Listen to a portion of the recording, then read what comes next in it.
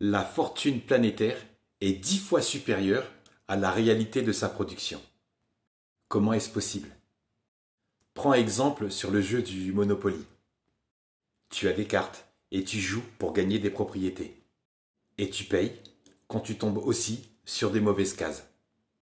Imagine, fais comme si c'était la même chose dans le monde réel. La consommation, la fabrication de véhicules, de chaussures, de vêtements, l'agriculture, l'élevage d'animaux. Eh bien tout ça permet de produire 10% de la richesse réelle de la planète. Et qu'en est-il des 90%?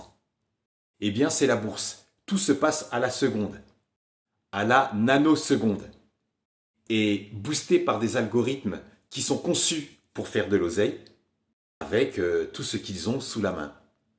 La pauvreté, la maladie, la misère et tous les autres produits destinés à soi-disant sauver les gens. La bourse fait bouger des choses, des richesses qui voyagent très rapidement et en quelques nanosecondes, on parvient à créer de l'argent. Donc générer de l'argent, mais 9 fois plus qu'il en existe dans le monde réel. Donc sur le terrain, c'est le mouvement qui crée la thune. Donc c'est du vent, mais pas que. Depuis qu'il y a un vent de panique sur les marchés financiers, et plombé par l'inflation américaine, tous les indices boursiers sont passés dans le rouge depuis juin 2022. Mais malgré tout, ça permet à la bourse de rester en forme et d'échanger à une vitesse éclair. Exemple, tu gagnes ta vie en élevant des chèvres et des moutons. Ensuite, tu places cet argent que tu as gagné en exerçant ton activité. Cet argent va bouger tellement vite qu'à un moment, tu peux penser que tu n'as plus besoin d'élever tes animaux pour gagner ta vie. Les 10% de la richesse réelle, est-ce que c'est vraiment une illusion? Une chose est sûre, le mouvement permet toujours d'échanger à la bourse. Et là, je rebondis sur des villes fantômes, en Espagne tout comme ailleurs. Des milliers d'immeubles construits avant la crise de 2008 qui sont restés vides, des logements jamais loués. Et pour survivre, certains ont dû revendre.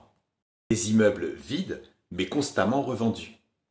De proprio à proprio, car dans certains pays, la location, ça devient très compliqué. Un pote m'a dit qu'on n'aura peut-être plus besoin de cartes pour faire ou pour avoir des thunes.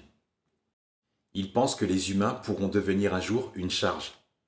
Et en me renvoyant le jeu du Monopoly, il me dit qu'on n'aura peut-être plus besoin de prétexte pour pouvoir jouer. Un monde fait d'illusions, la course à l'argent pour l'argent. Comme des créatures réduites à n'être que des marionnettes d'un seul illusionniste. L'argent.